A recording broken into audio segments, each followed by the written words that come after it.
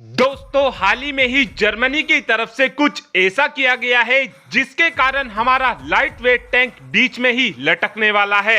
ये बात तो आप सभी जानते ही हो कि डीआरडीओ और एलएनटी मिलकर जोरावर लाइट वेट टैंक को बनाने में लगी हुई हैं और ये टैंक हमारे लिए बहुत ही ज्यादा जरूरी होने वाला है, क्योंकि इस समय हमारी सेना के पास एक भी लाइट वेट टैंक मौजूद नहीं है जिसको हम अपनी एलएसी पर तैनात कर सके।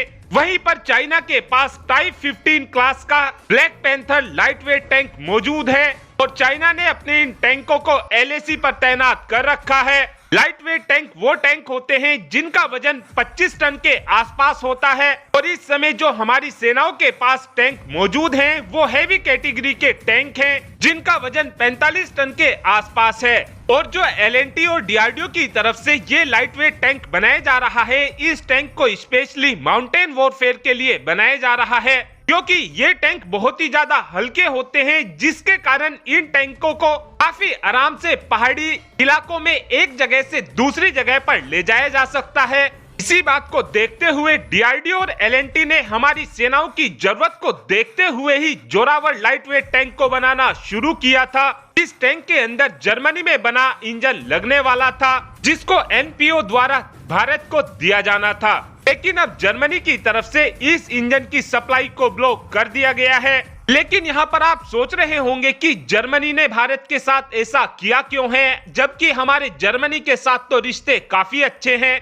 दरअसल इस बात के पीछे कारण यह है कि इस समय जर्मनी और चाइना के बीच ज्यादा व्यापार होता है, इसीलिए ही जर्मनी की तरफ से ये सब किया गया है। और भविष्य में अगर जर्मनी को चाइना और भारत में से किसी एक देश को चुनना पड़ जाता है तो उस कंडीशन में जर्मनी की तरफ से चाइना को ही चुना जाएगा।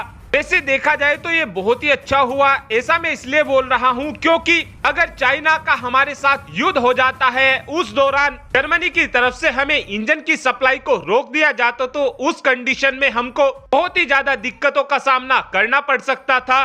और अब भारत की तरफ से इन इंजनों को अमेरिका से लिया जाएगा।